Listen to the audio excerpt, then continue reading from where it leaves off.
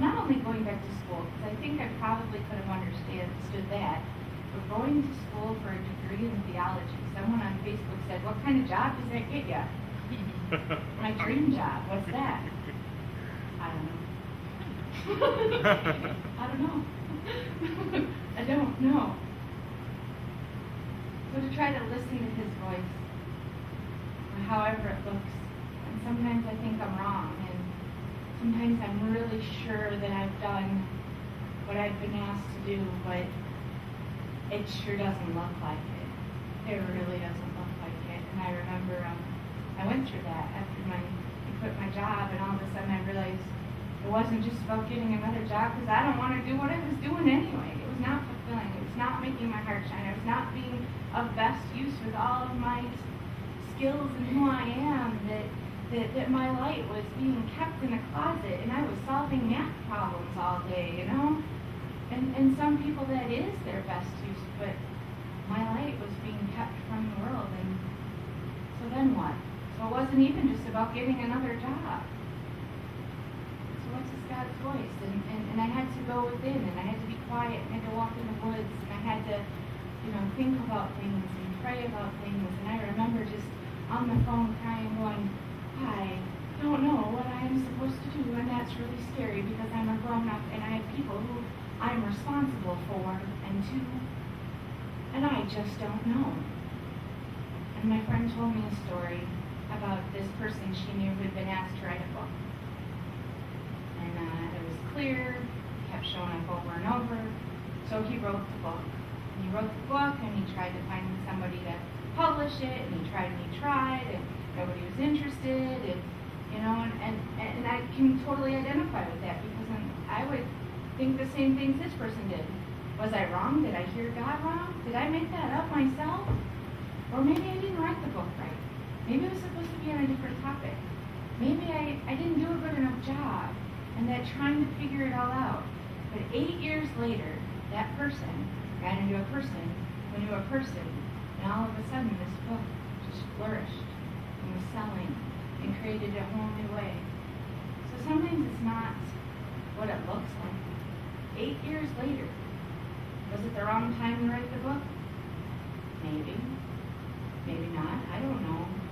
But just knowing that if I'm listening, and I can be wrong too, but I don't know what it's supposed to look like. I get in trouble when I start playing out the scenarios that this must be an okay plan because I can see how we're going to get from here to there. Well, what happens if you can't see? And even if I think I can see how we get from here to there, it never plays out how I think it's going, ever.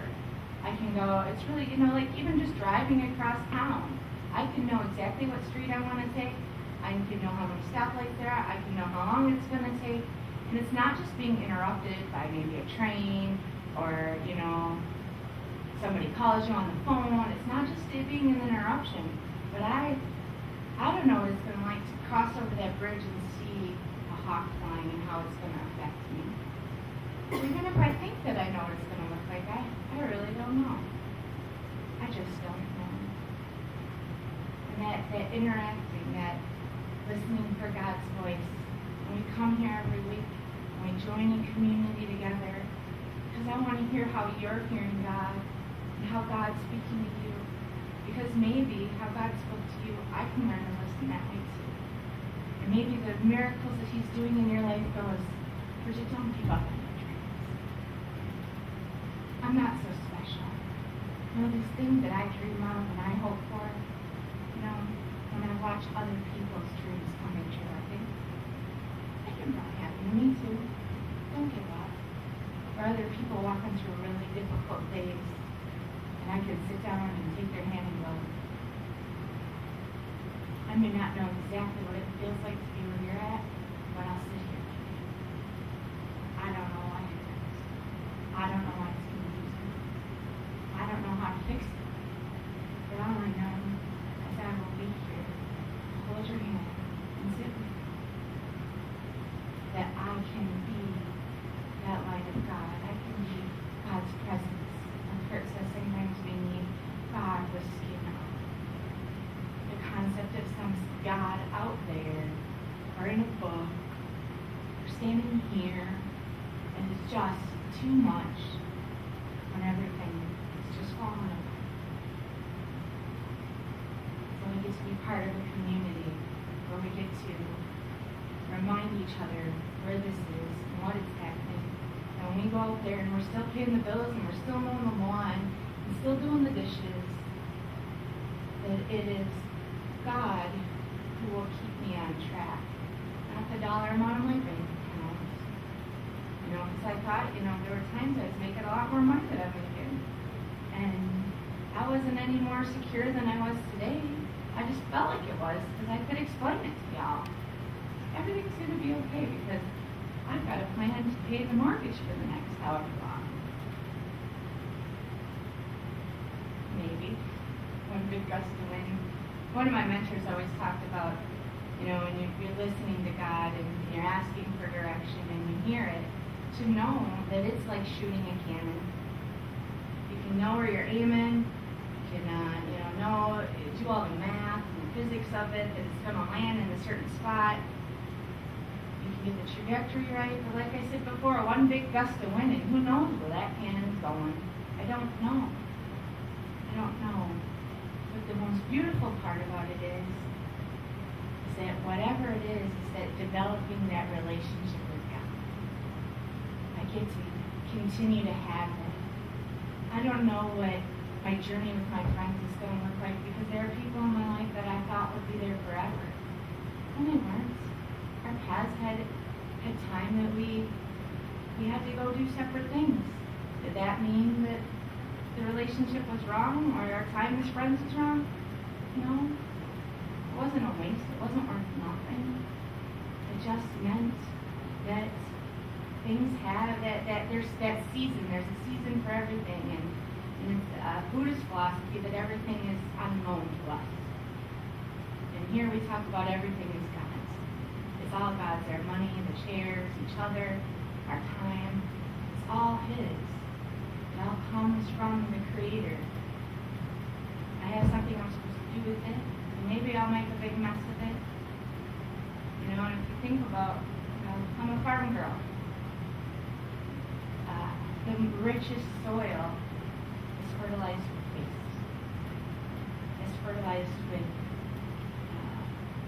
something you might throw out, something that's rotting, something that's bad. That is the most fertile soil. And so of all the bad things that have happened, those are the things, the most beautiful, beautiful roses in my life that grown out of me. That I have bred from. So yesterday I'm sitting in Tori's room, hot and tired, going, I have no idea what pieces were missing to make this room come together. And all I know is that I wanted my girl to come home after this retreat and be able to sleep without walking over things or, her bed still being in the middle of the room or, So not everything's on the wall. And there's probably things we're missing, that we haven't even seen at the thrift store yet. We haven't even, considered putting up. And it will come together and it will be beautiful and it will be wonderful. And even then, that moment where everything's beautiful and wonderful, she's going to spill something on the carpet. She's going to grow up and move out. So even those moments when everything is beautiful and wonderful and coming together, that's going to change too. And that will somehow be the old way. That will somehow, that moment of perfection, will just be a part of the journey. And so when I'm going, I don't know why it is, I'm confused. What do you think? What do you think? I don't know. I have to go be quiet into the woods like Thoreau. I don't know. But that moment will be forgotten too. When it all comes together, I'll probably forget going, I don't even know where to put the bed. It's bigger than I thought. And in life too. That moment of going, I don't know, when I start my first classes, and I get a degree, or who knows what, that, when I got divorced, that didn't mean the day I got married wasn't perfect. It was. but it changes, it changes. I'm not going to remember that moment of confusion when it all comes together. And I could just imagine myself watching, Kurt and Christy with Joshua going out. There's going to be a day I'm going to walk into an empty room. That doesn't mean what I've been doing is wrong. It just means it'll change. And the more I try to make sense of it all, or project, or make this great map that might not even go that way anyway, that I'm coming at it with the wrong place. I'm coming at it with Bridget's little pinky mind, and oh boy does it. It's to listen for God's voice in everything I do, everywhere I go, and He's the one who will keep me on track. And that is really a relief for me. I don't need to make sure I'm safe all the time. That trust that I'm not going to wake up one morning, wandered off the path so far I can't ever get back. That hasn't happened. And I've wandered a bit. And I woke up in some places I thought, how did you get here? But this was not what you had envisioned. But I met some really great people and I had some neat experiences and I cried a lot and it didn't kill me. And I've hurt people, but I've also known that as many people as I've hurt, as scared as I've ever been, I have done a lot of really beautiful things. And I've been there for that one person when they really needed it. And I've showed up. And I've given good. And I've been a light. And so, as many things that have been difficult, that didn't kill me. And then I don't have to be that perfect girl all the time and wear the Christian suit and say the right things and look the right way and do all that, because that's still about me making it about what I think it should be. That it is He's the one who will keep me on track. That it's God's voice. Because Jesus was a visionary. He was a radical. He pushed the limits of what everybody was thinking should be going on. And look at the gifts He brought. So maybe, I think probably quite a few of us here are asked to do that. To say, maybe it's something different than we thought. Maybe where we're going isn't what we thought.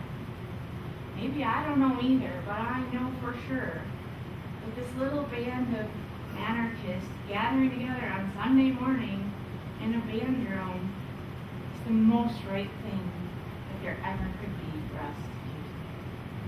And even if we can't explain it to half the other people out there, and even if we really don't have a clue what it is that it's going to turn into, but there's a whole bunch of us that know for sure this is it. Why? We listen for God's voice in everything we do, and we show each other how that works. And I'm grateful for that, and I'm grateful for our community. And maybe we don't know, but I believe with my whole heart this is one of the most beautiful things I've been part of. As we go from here, and whatever part of our life isn't put together, or is, whatever things are beautiful and blooming, that plant will find its winter. And my favorite plant is a peony, and I think about that in the middle of winter, that is just a little wad of sticks in the ground. But that's still my most favorite plant. And it will be a peony. And I can't tell you how, under the wads of snow, even if I drew a map in a PowerPoint and taught you, I just know that He is the one who will keep me on track. I do not have to figure it all out. I don't have to try to explain how it's supposed to make sense, even when it's making a whole lot of sense. And we're all connected here as part of that thing that doesn't make sense for the community. Let's finish with a